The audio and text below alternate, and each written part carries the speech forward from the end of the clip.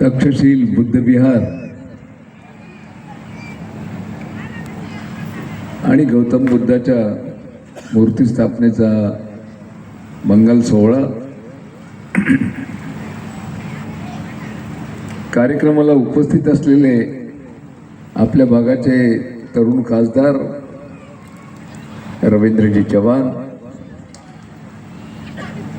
महाराष्ट्र प्रदेश काँग्रेसचे कोणतं सेल अनुसूचित जाती सेलचे आमचे अध्यक्ष डॉक्टर बनकर, आमच्या बँकेचे उपाध्यक्ष व माजी मुखेडचे आमदार आदरणीय हनुमंतराव पाटील बेटमोगरेकर, माजी जिल्हा परिषद सदस्य माणिकराव लोहगावे,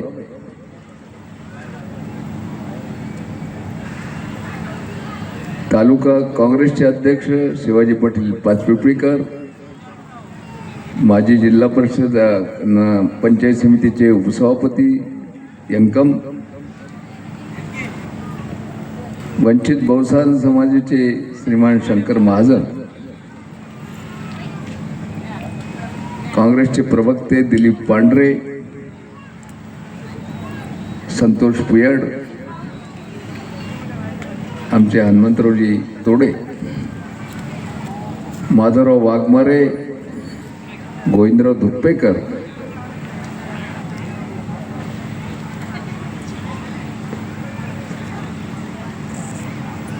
ठाकरे गटाचे शिंदे गटाचे तालुका अध्यक्ष आमचे बाबाराव रोकडे,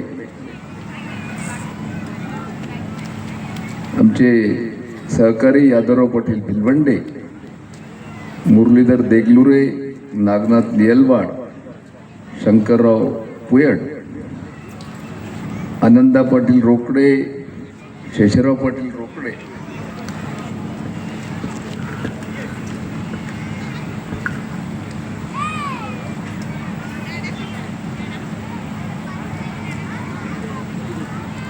नागसेन जिगळेकर, बाजीराव पाटील रोकडे, पत्रकार गौर शेख,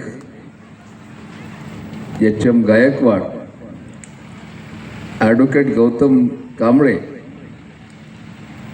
अमोल शेरे, माजी सैनिक सुरेश जाधव, आपल्या नवोदय विद्यालयाचे प्राचार्य, सर्व पत्रकार मित्र, संयोजन समितीचे सुनील कांबळे अध्यक्ष, गंगाधर कांबळे उपाध्यक्ष, दीपक कांबळे सचिव, विठ्ठलराव कांबळे कोषाध्यक्ष,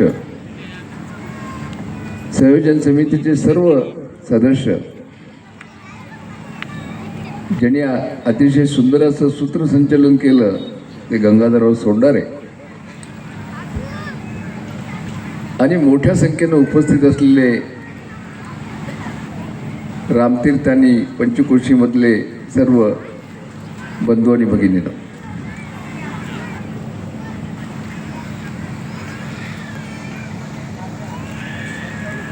मी आपल्या बौद्ध विहार समितीला खूप खूप शुभेच्छा देतो की अतिशय सुंदर विहार, आताच खासदार साहेब म्हणाल्याप्रमाणे, आणि सुंदर अशी तथागत बौद्धांची मूर्ती ची स्थापना आपण या ठिकाणी केली. डॉक्टर बाबासाहेब आंबेडकरांची या ठिकाणी अतिशय सुंदर अशी मूर्ती आहे. हे सर्व उभं करण्यासाठी आपल्याला किती प्रयत्न करावे लागलेत ह्याची मला कल्पना आहे.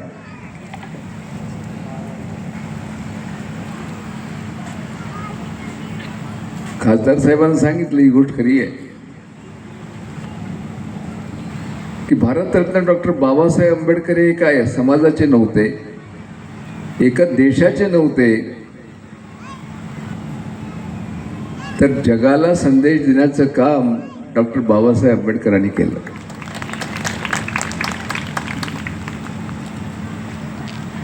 आपल्याला बनकर साहेबांना ऐकायचं आहे, मी त्याच्या विस्तारात जात नाही. इतिहासाच्या मानव जातीवर बाबासाहेबांचे फार मोठे उपकार आहेत. जे उपकार कुणालाही विसरता येत नाहीत. आणि संविधान भारताला देऊन आपल्या भारतावर त्यांनी फार मोठं उपकार केले असं मी स्वतः मानतो.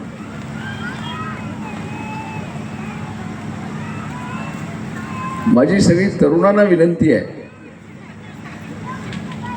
आता जसं रवींद्रजी चव्हाण म्हणाले, आपल्याला बुद्ध मूर्तीकडे आणि डॉक्टर बाबासाहेबांच्या मूर्तीकडे बघितल्यानंतर त्यांच्या जीवनाची आठवण झाली पाहिजे आणि त्यांनी जो संदेश दिला तो आपल्या जीवनामध्ये आचरणामध्ये आणला पाहिजे. बनकर मी या भागाचा 3 वेळा आमदार 3 वेळा खासदार होतो. मी मोठ्या प्रमाणात प्रत्येक गावामध्ये समाज मंदिरं बांधली. माझी कल्पना होती, मी तुम्हाला सांगतो, इथं आपल्याला डॉक्टर गायकवाड म्हणून आपलं पूर्ण जीवन ज्यांनी या बौद्ध विहाराला वाहून घेतलेलं आहे, आपल्याला ओळख असतील. ते म्हणजे चांगले मित्र होते. मी त्यांना नेहमी म्हणायचं, आपण बौद्ध धर्म स्वीकारला पण बौद्धाचं तत्वज्ञान आपण आपल्या गरीब माणसाच्या घरापर्यंत नेऊ शकलो नाही. मी तुम्हाला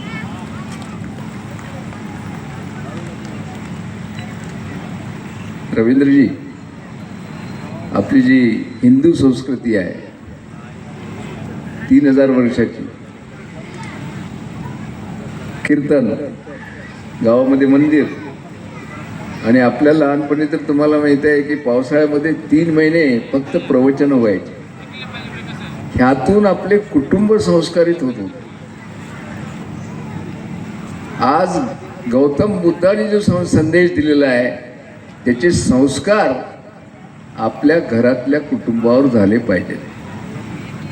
आणि माझी कल्पना होती, बनकर, आम्ही जे असे समाज मंदिर बांधले त्याच्या मागे एक छोटंसं बौद्ध विहार बांधायचं. त्याला फार पैसे लागत नाही. हे पहा, मारुती मंदिर बांधायसाठी सगळे पाटलं डोनेशन देतात, तुम्हाला माहीत नाही. आपण माहीत आहे, पण अवतार लावतो.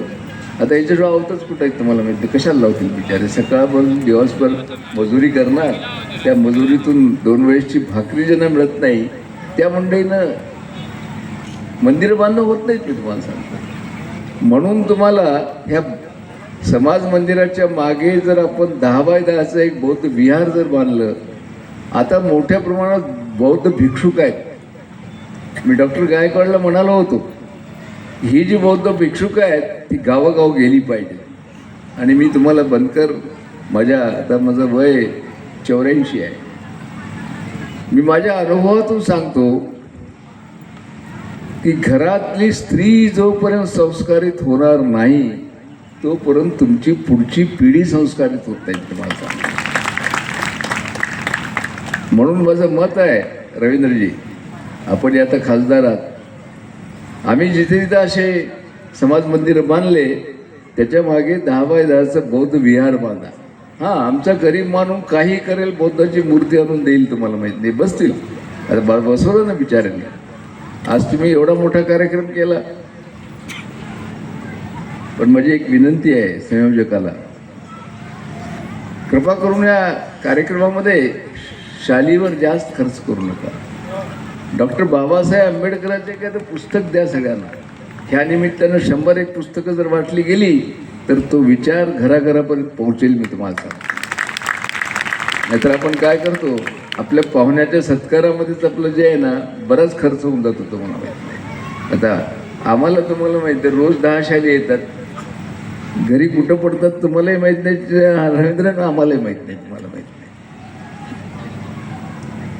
म्हणून माझी विनंती राहील, पुढच्या कार्यक्रमामध्ये आपण पुस्तकाच्या रूपानं आपण सगळ्यांना भेट द्यावी, ज्यामुळं त्या घरामध्ये ते पुस्तक जाईल, घरातली मंडळी वाचेल आणि भविष्यकाळामध्ये जिथं जिथं समाज मंदिर आहेत त्याच्या मागच्या बाजूनं बौद्ध विहार करण्यासाठी मी स्वतःही प्रयत्नशील आहे. आम्ही वर व्यासपीठावर बसलेली लोक प्रयत्नशील राहू. खूप सुंदर कार्यक्रम झाला. रामतीर्थ या गावाशी माझा फार जवळचा संबंध आहे. मी तुम्हाला सांगतो, बनकर साहेब, 1972ची गोष्ट आहे.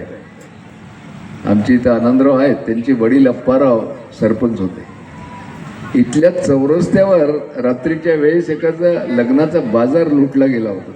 रात्री या चौरस्त्यावर कुणी जात नव्हतं, कारण इकडेही गाव नव्हतं, तिकडेही जवळ गाव नव्हतं.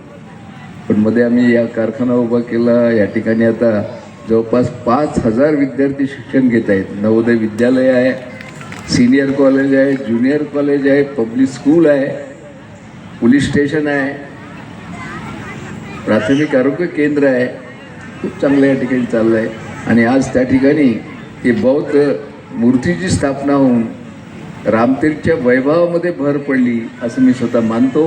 आणि ज्यांनी ज्यांनी या ठिकाणी हे बौद्ध विहाराचं काम करण्यासाठी पुढाकार घेतला त्या सर्वांचं मी मनापासून स्वागत करतो. आणि थोडं आम्हाला जायची घाई असल्यामुळं त्यापेक्षा आपला वेळ घेत नाही. मी नेहमीच तुमच्यासमोर बोललेलो आहे. जय हिंद, जय महाराष्ट्र.